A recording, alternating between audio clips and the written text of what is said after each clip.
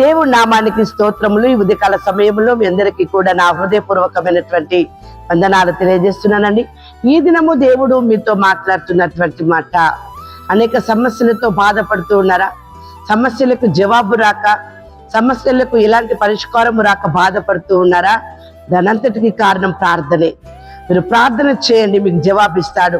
మీకు దేవుడు దానికి సమాధానము కూడా కలగజేస్తూ ఉంటాడు, పరిష్కారం కూడా తెలియజెప్పుతా ఉంటాడు. ఎందుకంటే నీ దేవుడు ప్రార్థన ఆలకించువాడు. ఈ సమస్యలన్నీ తీరాలంటే ప్రార్థన ఒక్కటే దానికి జవాబు. దేవుని బిడ్డలారా, వాక్యం సెలవిస్తా ఉంది. యాకోబు రాసిన పత్రిక 5వ అధ్యాయము 13వ వచనంలో, మీలో ఎవరికైనా శ్రమ సంభవించినా అతడు ప్రార్థన చేయవలెను. శ్రమ కలిగిన సమస్యలు ఉన్నాయా? ఇబ్బందులు ఉన్నాయా? ఇరుకులలో ఉన్నారా? ఎలాంటి సమస్యలు, ఎలాంటి శ్రమలు వచ్చినా సరే అతడు ప్రార్థన చేయవలను. వాక్యం సెలవిస్తా ఉంది. ఎందుకు ప్రార్థన చేయవలను? నీ దేవుడు ప్రార్థన ఆలకించువాడు గనక నువ్వు ప్రార్థన చేయి. కొంతమంది మనుషులను పట్టుకుంటే కొన్ని సమస్యలకు జవాబిస్తారు, కొన్ని సమస్యలకు జవాబు ఇవ్వలేకపోతూ ఉంటారు. కానీ నీ దేవుడు ఎలాంటి సమస్యలు ఉన్నా సరే నీ సమస్యలకి పరిష్కారం చేస్తాడు గనక ఎలాంటి స్థితిలో ఉన్నా నువ్వు ప్రార్థన చేయి, దానికి జవాబిచ్చువాడు ఆయనే.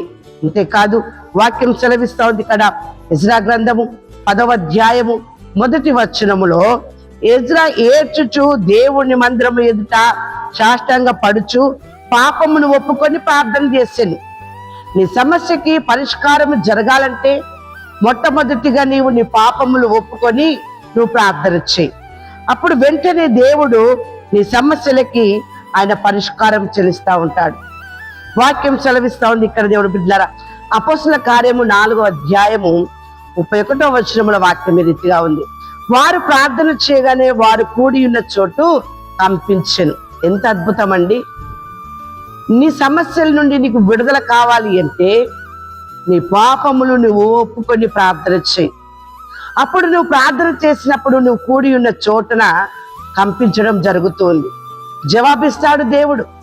అందుకనే ఒక భక్తుడిలాగా ప్రార్థన చేస్తున్నాడు. దినవృత్తాంతము 1వ గ్రంథము 4వ అధ్యాయము 10వ వచనంలో, ఎబ్బేజు ఇశ్రాయేలుల దేవుని గురించి మొరపెట్టి, నీవు నన్ను నిశ్చయముగా ఆశీర్వదించి నా సరిహద్దును విశాలపరిచి నీ చెయ్యి నాకు తోడుగా ఉండ దయచేసి నాకు కీడు రాకుండా దానిలో నుండి నన్ను తప్పించి. ఇంత అద్భుతమైనటువంటి మాట, నన్ను తప్పించుము అని ప్రార్థన చేస్తూ ఉన్నాడు. ఆ ప్రార్థన దేవుడు ఆలకించినాడు, ఆయనని తప్పించినాడు. దేవుని బిడ్డలారా, కాపాడినాడు, రక్షించినాడు, జవాబుని ఇచ్చి ఉన్నాడు.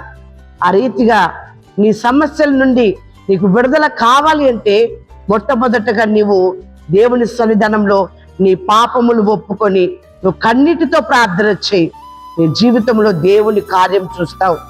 నీ పాపములు ఒప్పుకోకుండా నా సమస్యలు ఆ రీతిగానే ఉన్నాయి, సమస్య వెంబడి సమస్య వస్తుంది కానీ నాకు విడుదల లేదు, నాకు శాంతి లేదు, సమాధానము లేదు, సంతోషము లేదు అనుకుంటే మాత్రము అది నీ భ్రమ అవుతుంది. దేవుని బిడ్డలారా, మొట్టమొదటిగా నీ పాపములు నువ్వు ఒప్పుకొని విడిచిపెట్టు. ఏ సమస్యకైనా దేవుడు జవాబిస్తాడు. ఎబ్బేజు ప్రార్థనకు జవాబిచ్చిన దేవుడు నీ ప్రార్థనకు జవాబు ఇవ్వడా? ఖచ్చితంగా ఆయన నీ ప్రార్థన ఆలకించి నీకు జవాబిస్తాడు, నిన్ను తప్పిస్తాడు. దేవుని బిడ్డలారా, అంతేకాదు వాక్యం సెలవిస్తా ఉంది ఇక్కడ యోబు గ్రంథము 22వ అధ్యాయము 27వ వచనములో, నీవు ఆయనకు ప్రార్థన చేయగా ఆయన నీ మనవిని ఆలకించును.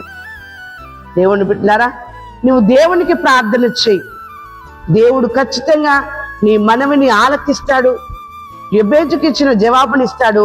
నీవు మొక్కుకున్న మొక్కుబలను నీవు కృతజ్ఞతగా ఆయనకి నీవు చెల్లిస్తావు. అటువంటి గొప్ప కార్యము దేవుడు నీ పట్ల జరిగిస్తా ఉంటాడు. యెహెజ్కేలు గ్రంథం 36వ అధ్యాయము 11వ వచనంలో వాక్యం ఈ రీతిగా ఉంది. మునుపటి కంటే అధికమైన మేలును దేవుడు మీకు కలగజేస్తా ఉంటాడు. ఈ సమస్యలకి పరిష్కారము ప్రార్థన ఒక్కటే. ఆ ప్రార్థన నీ పాపమును ఒప్పుకొని చేసే ప్రార్థనగా ఉండాలి. అలాంటప్పుడు దేవుడు ఖచ్చితంగా నీకు సమాధానం ఇచ్చి నీకు మేలును అనుగ్రహింపజేస్తా ఉంటాడు.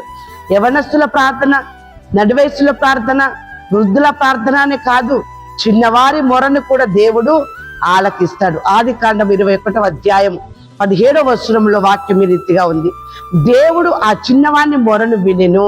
ఎంత అద్భుతం అండి! చిన్నవాని మొరను విని తన తల్లితో మాట్లాడుతూ, నువ్వు భయపడకు, ఆ చిన్నవాడు ఉన్న చోట దేవుడు వాని స్వరము వినియున్నాడు అని చెప్పేసి అని అంటూ ఉన్నాడు. ఈరోజు చిన్నవాడి స్వరమును విన్న దేవుడు నీ స్వరమును వినడా? నీ మొరను వినడా? ఖచ్చితంగా వింటాడు. వాక్యం వింటున్నటువంటి నీవు నిర్ణయం చేసుకో, ఎలాగున్న ప్రార్థన చేయాలని. నువ్వు ప్రార్థన చేసినట్లయితే నీ సమస్యలకి అన్నిటికీ కూడా దేవుడు పరిష్కారం అందిస్తూ ఉంటాడు. ఉదయకాల సమయంలో దేవుడు మీతో మాట్లాడుతున్నటువంటి మాట రోమీలకు రాసిన పత్రిక 10వ అధ్యాయము 13వ వచనం, ఎందుకనగా ప్రభువు నామమును బట్టి ప్రార్థన చేయవాడెవడో వాడు రక్షింపబడును. దేవుని బిడ్డలారా, ప్రభువు నామమును బట్టి నువ్వు ప్రార్థన చేయి, నీకు పరిష్కారము దొరుకుతుంది, నీకు విడుదల దొరుకుతుంది, నీవు నీ కుటుంబము కూడా రక్షింపబడతారు. అటువంటి కృప ఇప్పుడు ఎల్లప్పుడు మీకు మీ కుటుంబానికి తోడైండును గాక. ఆమేన్.